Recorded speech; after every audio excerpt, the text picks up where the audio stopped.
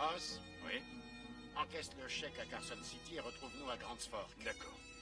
Joe et moi passerons à Wheeler Ridge. Je veux jeter un œil sur l'arpent de bois avant de faire une offre. La piste est très mauvaise par là. Tu ne prends pas Buck? Non, je préfère emmener Polly. Faut qu'il apprenne qui est le chef.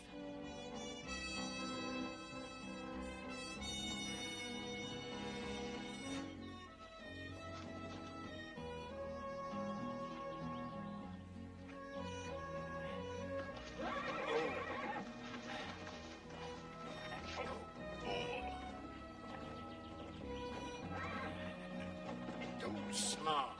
On dirait que Polly sait qui est le chef. Lui, en l'occurrence. Il n'a qu'un objectif, me faire tourner en bourrique. Rendez-vous à Grants Fork. J'y serai après-demain avec l'argent. Hé, si tu arrives à le remettre dans le bon sens, on pourra partir. À bientôt. À bientôt, Hoss.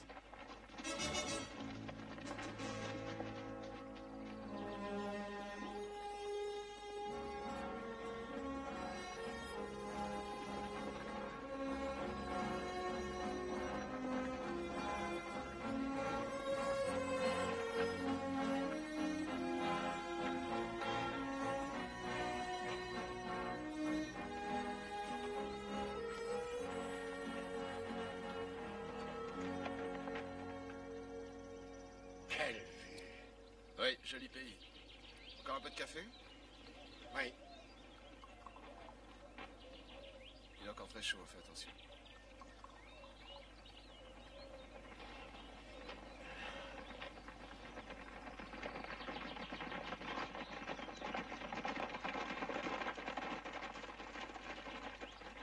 Bonjour. Bonjour. On peut vous aider? Qu'est-ce que vous faites ici? Qu'est-ce qu'on a l'air de faire?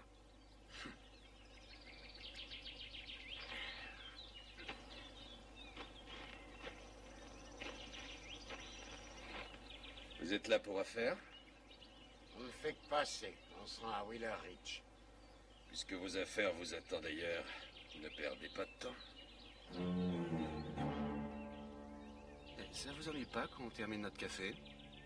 Pas vraiment.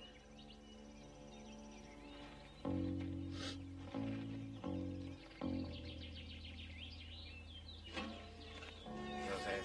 Tu devrais l'écouter, Joseph.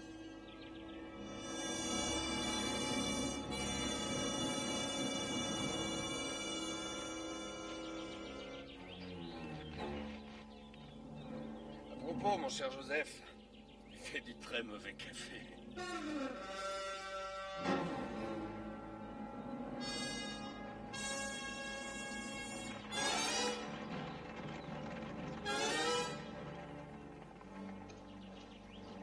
Joseph.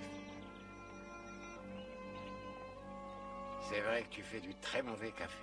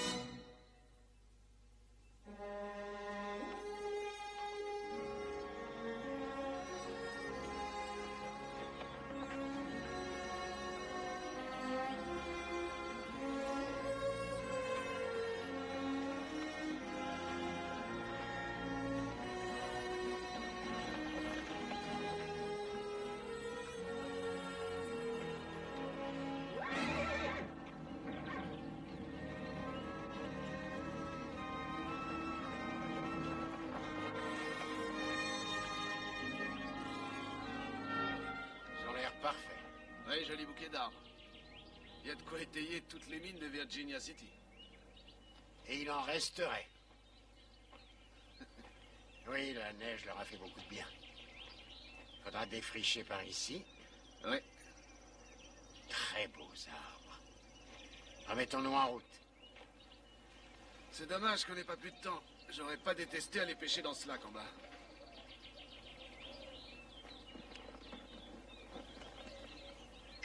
Allons-y. Bien.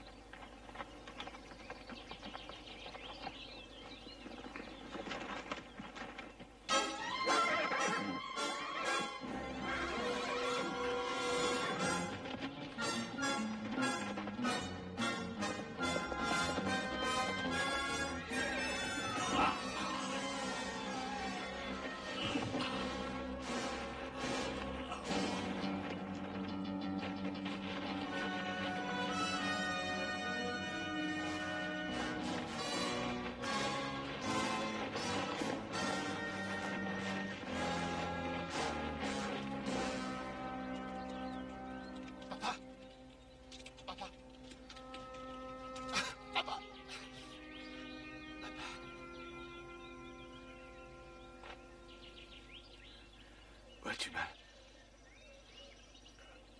À mon dos. Reste allongé tranquille. Tu peux bouger la tête. Tout doucement. Ça suffit. Bouge les mains aussi.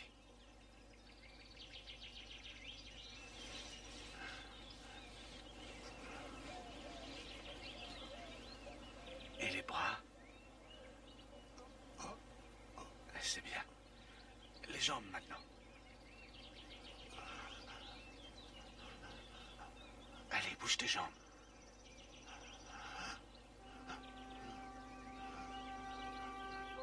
Impossible.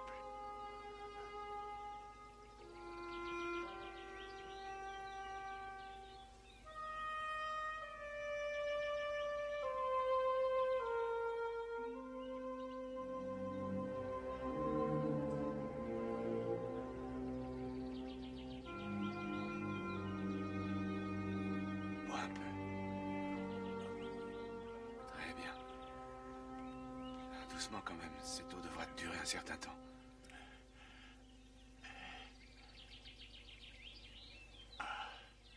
Polly va bien. Suffisamment pour avoir fichu le camp. Ça fera un très bon cheval quand il aura appris qui est le maître. Ça, tu me l'as déjà dit. Bon, je te laisse l'eau à portée de main. Ton revolver est là.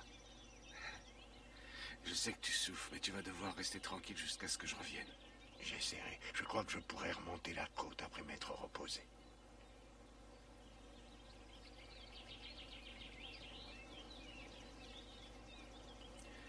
Non, jamais tu ne pourras grimper là-haut et sans aide, je n'arriverai pas à te hisser non plus. J'ai besoin d'hommes et d'un chariot. Il doit bien y avoir des fermiers dans le coin, je te promets de pas être long. D'accord. Tu me trouveras ici, je t'attends. Ça, j'irai nulle part.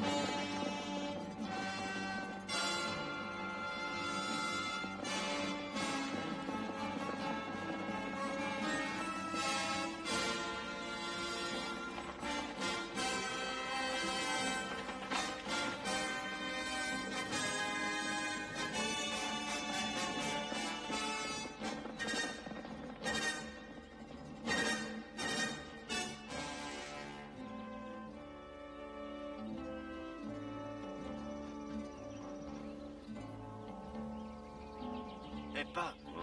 Un cavalier approche.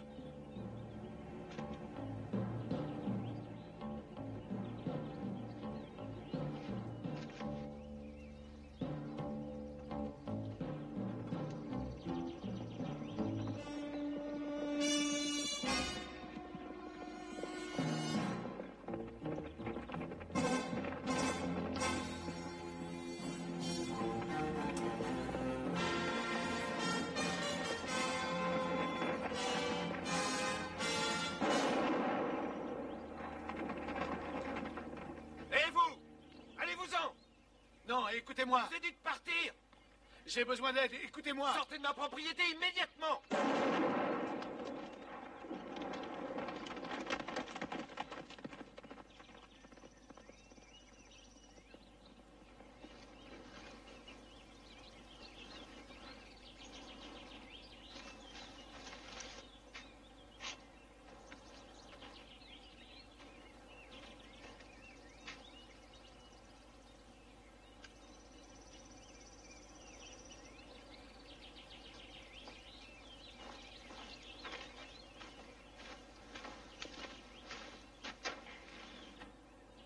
Maintenant au travail.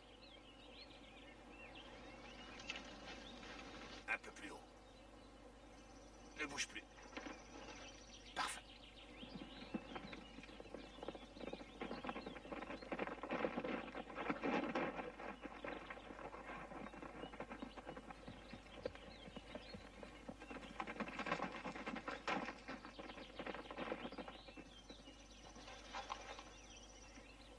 Restez là. Vous êtes seul? Oui, Qu'est-ce que vous voulez? j'ai besoin d'aide. Quelle sorte d'aide? Je ne viens pas vous créer des ennuis, croyez-moi, c'est mon père. Il a eu un accident. J'ai besoin d'un chariot, de cordes et d'un médecin. Il y en a un, Grand Fork. Si vous faites vite, il sera peut-être pas ivre-mort. Avant, j'aimerais avoir le chariot et quelqu'un pour m'aider. Non, non, n'y comptez pas, monsieur. D'où vient cette marque-là? De Ponderosa, nous sommes de Virginia City. Vous venez alors? Où avez-vous laissé votre père? Du côté de Willow Ridge, il est tombé au fond d'un ravin. Et il n'arrive pas à bouger. Où est-il blessé? J'ai peur qu'il se soit brisé la colonne vertébrale. La colonne?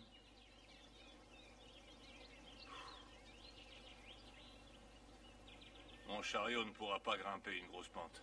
Il vous faut quelque chose de plus léger et de robuste. J'ai un excellent attelage par contre, mais il est chez Stover aujourd'hui, il laboure avec. On peut aller le récupérer? Je pense que oui. Quand est-ce que c'est arrivé? Il y a environ 2 heures. Tu n'as pas l'intention de partir avec lui, hein? Je t'en prie, n'y va pas. S'il t'arrivait n'importe quoi dans ces collines, ça pourrait prendre des semaines avant qu'on te retrouve. Oh, mais mon père est à une dizaine de miles seulement.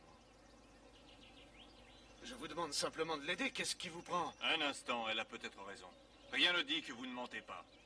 Vous travaillez peut-être pour Dawson et sa compagnie de bétail. Écoutez, monsieur, je ne sais pas de quoi vous parlez. Je n'ai pas beaucoup de temps.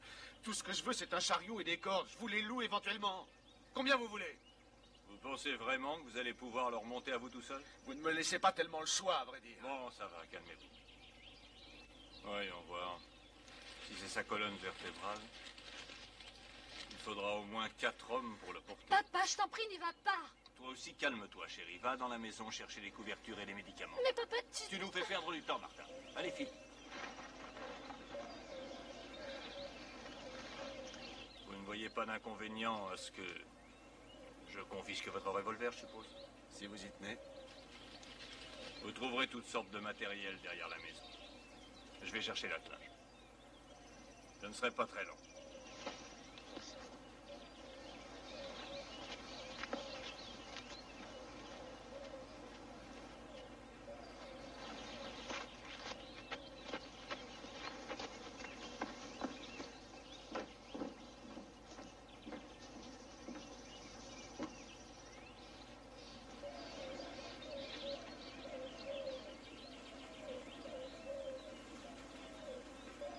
Vous les avez? Oui. J'ai demandé à Stover de venir avec nous, mais il a vu des hommes de Dawson traîner dans la vallée ce matin. Il a trop peur de quitter sa maison. Martha! Tu apportes ces couvertures? Il faut qu'on parte. Mais enfin, qui est Dawson? Pourquoi avez-vous tous peur de lui? Je ne le connais pas personnellement, mais c'est un des plus gros éleveurs de la région. Il utilisait toute la vallée comme pâturage jusqu'à ce que le gouvernement donne les terres aux fermiers. Il ne veut pas céder la place. C'est ça, oui. Il se fiche pas mal de nous autres et il a embauché une bande de types pour essayer de nous déloger. ils se moquent pas mal des méthodes qu'ils emploient. Tenez, donnez-moi ce sac. Allons chercher le chariot. Aide-moi à monter. Où comptes-tu aller comme ça? Avec toi? Oh non, c'est trop dangereux. Si c'est trop dangereux pour moi, alors c'est trop dangereux pour toi. Tu m'aides? Un instant, tu sais que ce cheval n'aime pas se laisser monter. Si tu veux venir, monte avec lui.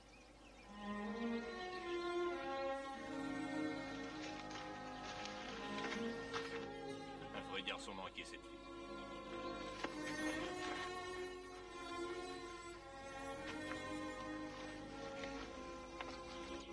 un détour par chez Boyle pour prendre sa carriole. Peut-être qu'il acceptera de venir avec son fils.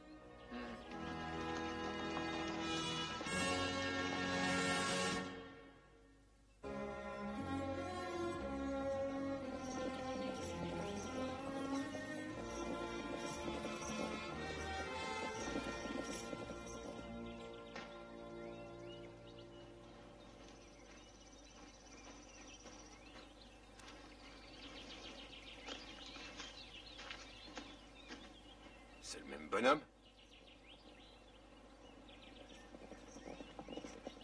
Et il a de la compagnie avec lui cette fois. Attends une minute, papa. On dirait Monsieur Thornton et Martha.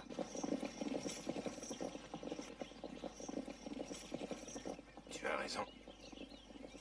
On va faire encore un peu plus attention. Il serait dommage que quelque chose arrive à cette jeune fille. Ah oui.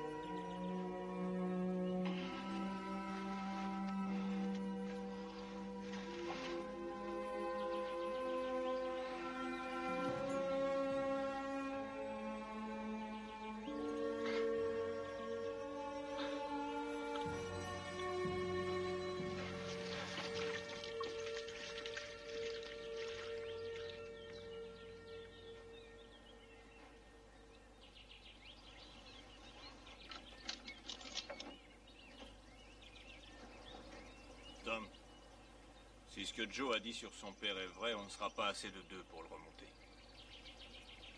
Je veux bien que tu prennes le chariot, Ed. Mais mon fils et moi, on reste ici. Ah, si toutefois ce qu'il dit est vrai. Ça peut très bien être un piège, tu sais. Dawson a un œil sur toi. Ah, ce ne sont que des paroles. Oh non, Ed. Tu sais très bien que la plupart des cow-boys qui travaillent pour Dawson ne connaissent rien au bétail. Tout ce qu'ils veulent, c'est nous attirer quelque part dans un coin perdu, loin des fermes. Et toi en particulier. C'est possible, mais... Cela dit, on ne peut pas éternellement se cacher dans un trou. Il faudra bien qu'on les affronte tôt ou tard. Je préfère tard. On peut y aller, les chevaux sont attelés. J'y vais pas. Et votre fils? Il reste ici aussi. Alors vous nous laissez tomber. Bon, on a toujours besoin d'une planche, d'une poulie et d'accrocher. Les planches sont dans l'atelier et la poulie est le crochet près des arbres où on a coupé du bois samedi. Oui, je m'en souviens.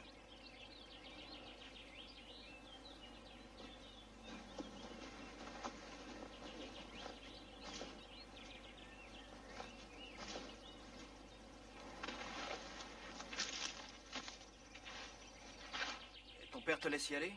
Oui. Tu crois pas que c'est un peu dangereux? C'est pas plus dangereux que si je restais toute seule à la maison. Écoute, inutile de prendre des risques. Reste ici jusqu'à ce qu'il en revienne. Non, non, j'y vais. Mais pourquoi? Ils ont besoin d'un coup de main. Et puis, on peut pas rester toujours à l'abri, Brian. Il faut bien que quelqu'un se décide.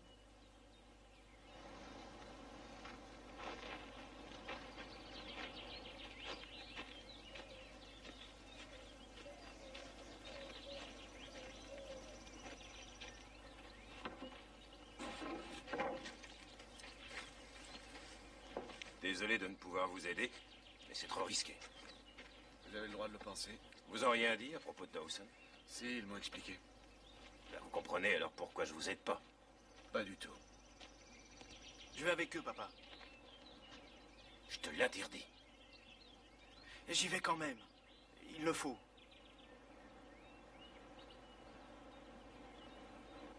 C'est la seule chose à faire.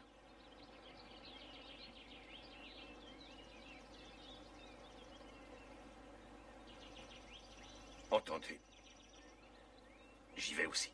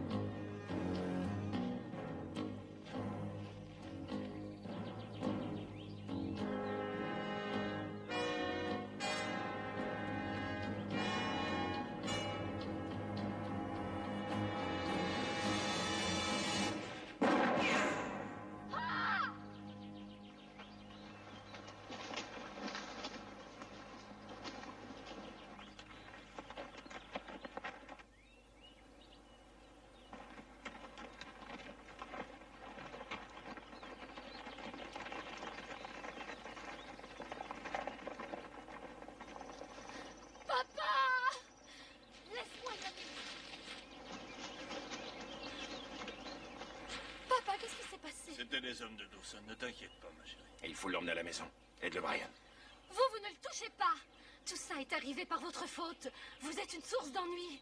Je l'ai su à la minute où je vous ai vu. Alors allez-vous-en. Laissez-nous seuls ficher le camp.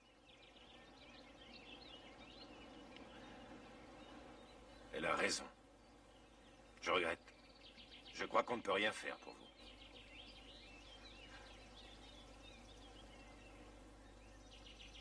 Joe.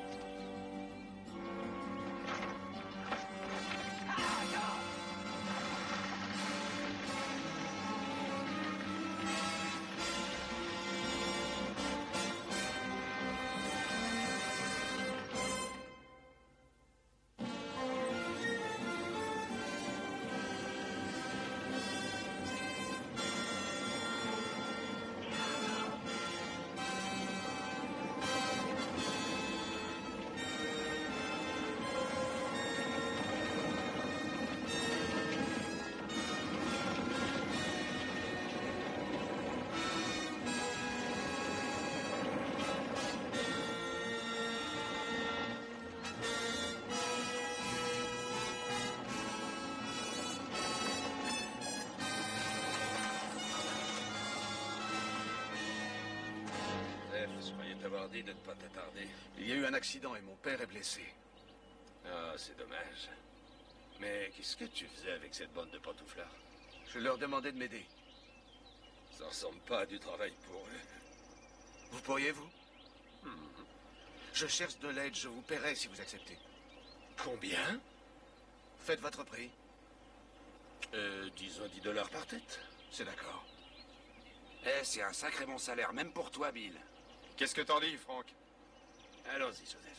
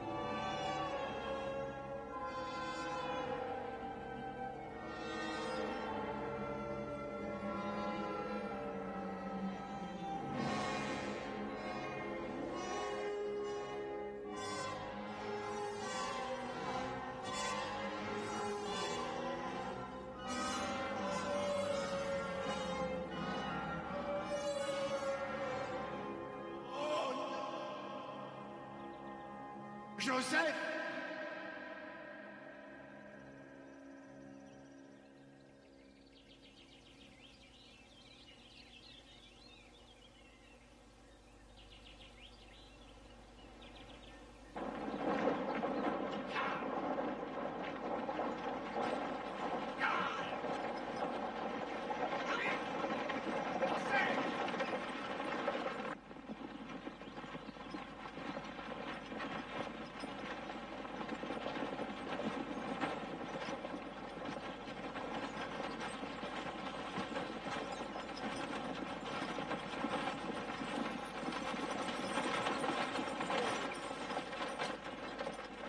Qu'est-ce qui vous prend encore? Pourquoi est-ce que vous vous arrêtez? Quand je décide d'arrêter, on s'arrête. Quand je décide d'avancer, on avance. Écoutez, j'ai dit que je vous paierais pour ça. Ce Ed Thornton, c'est un ami à toi? Oh, on pourrait en parler sur le chemin. Non, on va en parler ici. Tu aimes ce Thornton?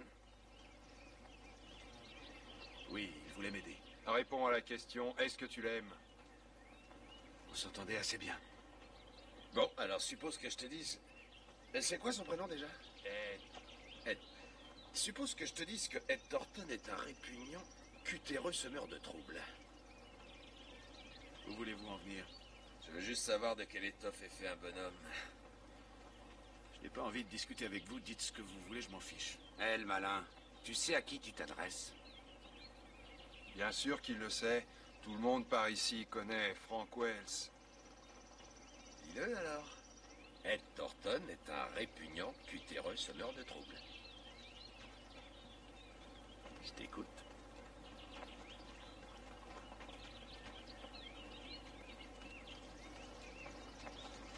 Ed Thornton est un répugnant. Non. Dis-le d'une seule traite. Ed Thornton est un répugnant cutéreux semeur de troubles. Je vais te dire une chose, Joseph. Pour les Cartwright, vous n'avez rien dans le ventre. En route.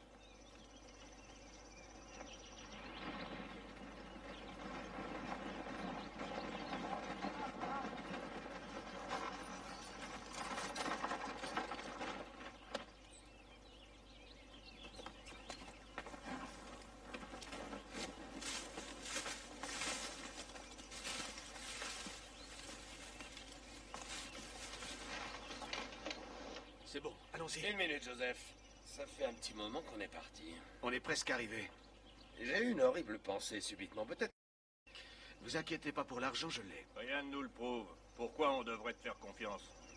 Ouais, on aimerait bien le voir. D'accord. Voilà, $60, c'est plus qu'il n'en faut. $60, ça fait le compte. Marché conclu, Joseph. Allons-y. En route.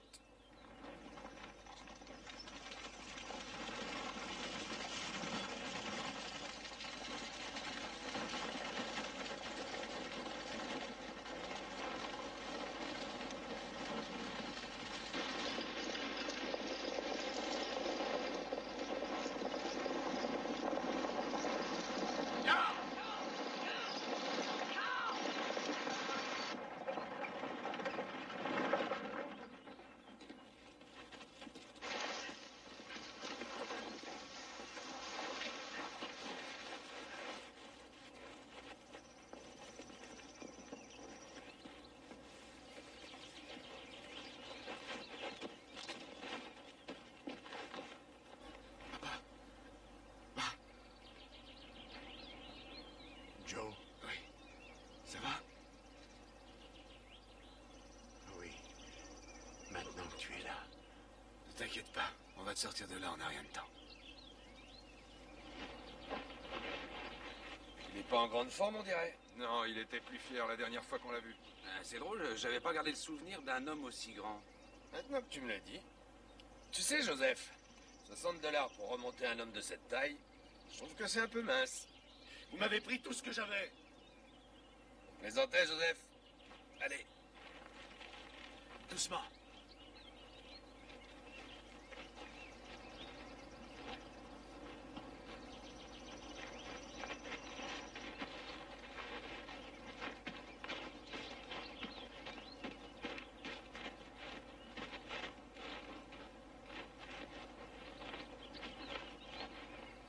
La poulie est bien fixée? Oui, Vérifiez que c'est solide.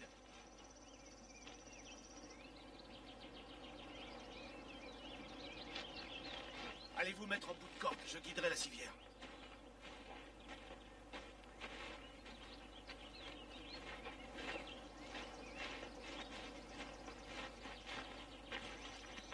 Vous êtes prêts? Très bien, commencez à le hisser. Tiens. Hisse-le toi-même. On a eu pour tes $60. C'est ton vieux. Tu t'en occupes.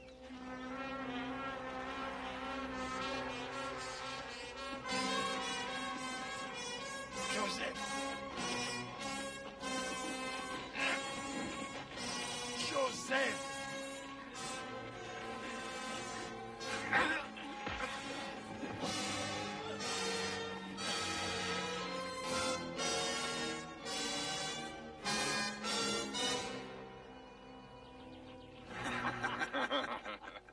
Joseph.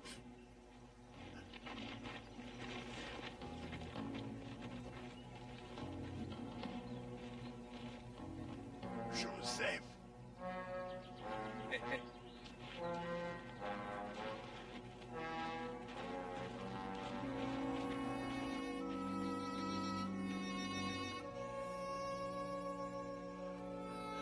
Joseph. Joseph. Joe.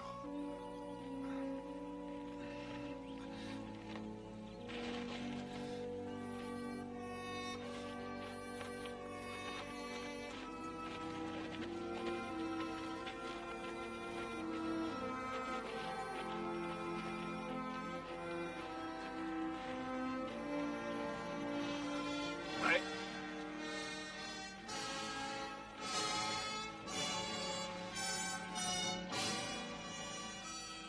Ils sont venus.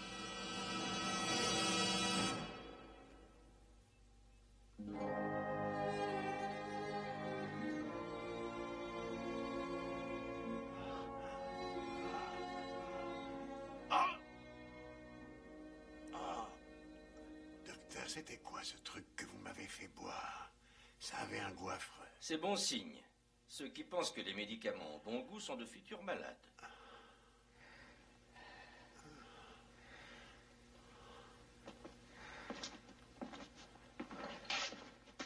Vous avez eu de bons réflexes, Cartwright. Si vous l'aviez bougé avant de l'attacher à cette planche, il aurait pu être estropié à vie. Comment va son dos? Bah, ma foi, il n'est pas cassé. Pour agiter ses orteils dès qu'on lui a enlevé ses bottes, il a sauté au plafond quand je lui ai enfoncé l'aiguille dans la jambe. Pourquoi l'avez-vous enfoncé autant? Pourquoi pas? Ça lui a fait mal. C'est supposé être douloureux, tout comme les potions sont supposées être imbuvables. Non, mais vous n'allez pas m'apprendre à tenir ma boutique. Allez faire un tour, laissez le sort poser. J'ai le droit de m'inquiéter, c'est logique. Tout à fait, si ça vous permet de vous sentir mieux. Ça ne le guérira pas plus vite. Comment se porte Ed Thornton? Et en quoi ça vous intéresse? Il m'aidait quand ils lui ont tiré dessus. Eh bien, il devra porter son bras en écharpe 2 ou 3 jours et ensuite ça ira. Vous mettrez ce qu'il vous doit sur notre facture? Je le mets où vous voulez du moment que je suis payé. Soyez tranquille, vous serez payé.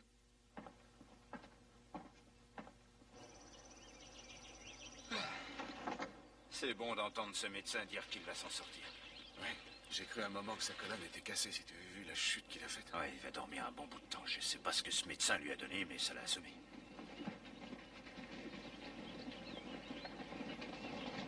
Ce sont ces types-là. C'est Wells. Attends une minute. Je vais prendre une bière.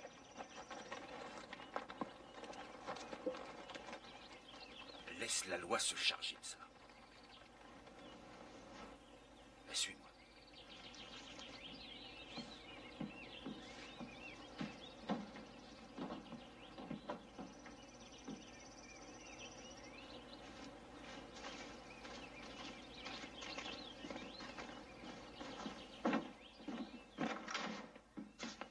Shérif. Ouais? Je voudrais vous parler d'un homme nommé Frank Wells. Ah, vous êtes les Cartwright, c'est ça. Thornton m'a tout raconté. Café? Non. Wells vient d'arriver en ville, il est au saloon. Ouais. Vous devriez vous asseoir et vous détendre. Vous savez, je suis déjà passé par là. Ces fermiers ont trop peur pour parler devant un tribunal.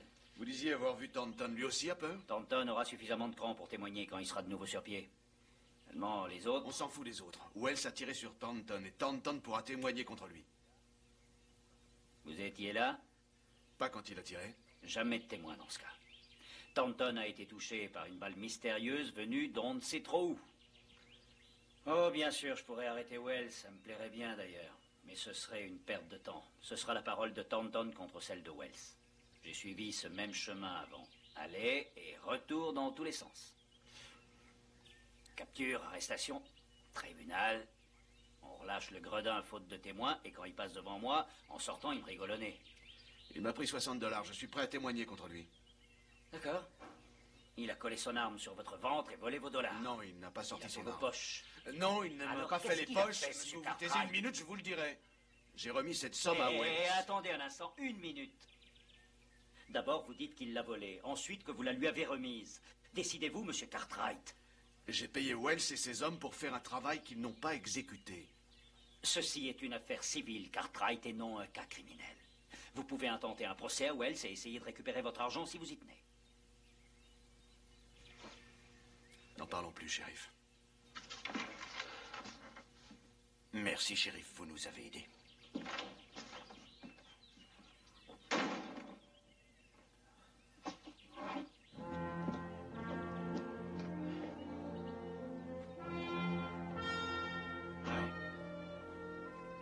Je crois qu'on a effectivement perdu notre temps. Tu avais raison, en fin de compte. Oui.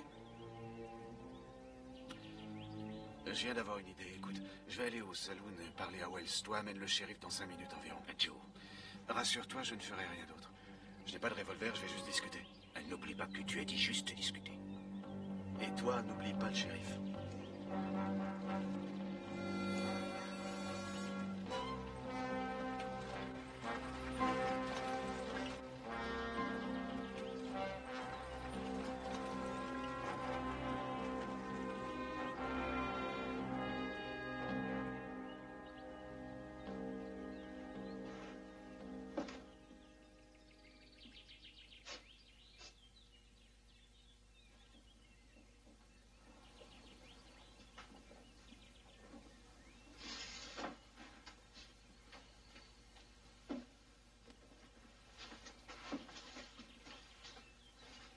Une bouteille de whisky.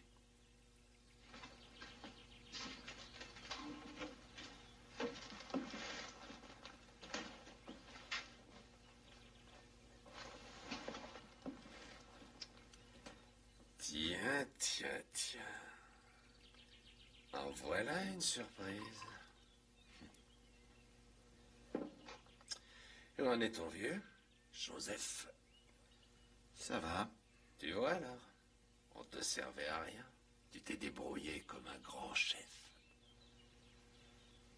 Non, on m'a aidé. Boyle et son fils sont venus me rejoindre. J'aurais dû rester dans le coin pour voir ça. Tu n'as rien raté? Je suis plutôt content que tu sois venu ici. Je passais le temps à réfléchir. Justement, je me demandais ce que j'aurais pu oublier de te prendre. Je ne vois rien, tu as pris tout mon argent. Tu m'as seulement laissé mes bottes. Dis combien est-ce que tu chausses? J'en sais rien. On dirait bien ma taille. Elles sont bien tes bottes. Les miennes commencent à tomber en ruine. Tu devrais les enlever et me les envoyer. Pourquoi tu viens pas ici les chercher?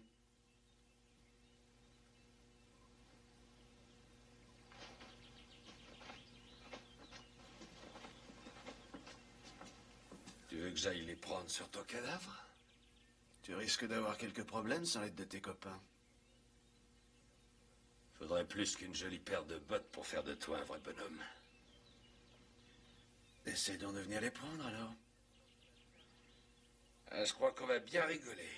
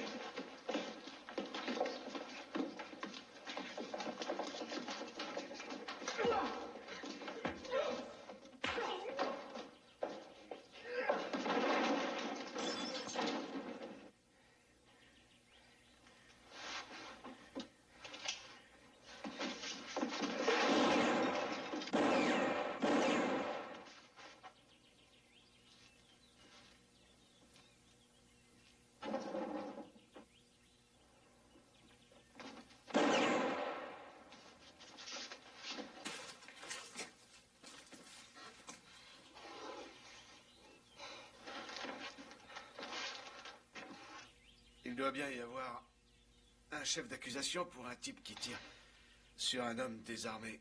Et c'est avec mon revolver qu'il me tirait dessus. Oui, et on appelle ça tentative de meurtre. Et ne me dites pas que vous ne trouverez personne pour témoigner cette fois. Oh, ce coup-ci, ça devrait s'arranger, monsieur Cartwright. Allez, avance.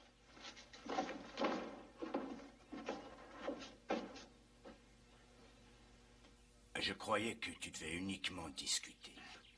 Tais-toi, Ross, et va me chercher le patron, je te paye une bière.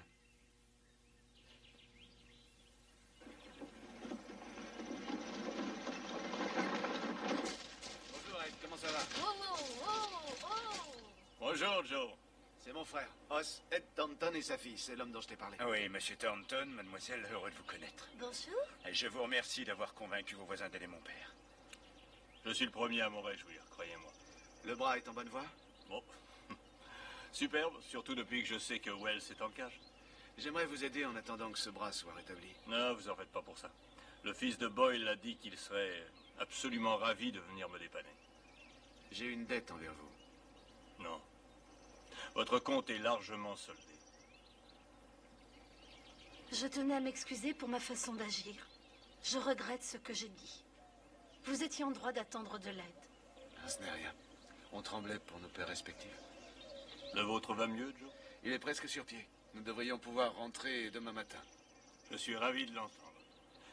Vous savez, si jamais vous repassez par cette vallée, pensez à faire un petit saut chez nous. J'ai le sentiment que ce pays va être beaucoup plus amical désormais. On viendra. Un de ces jours. Au revoir.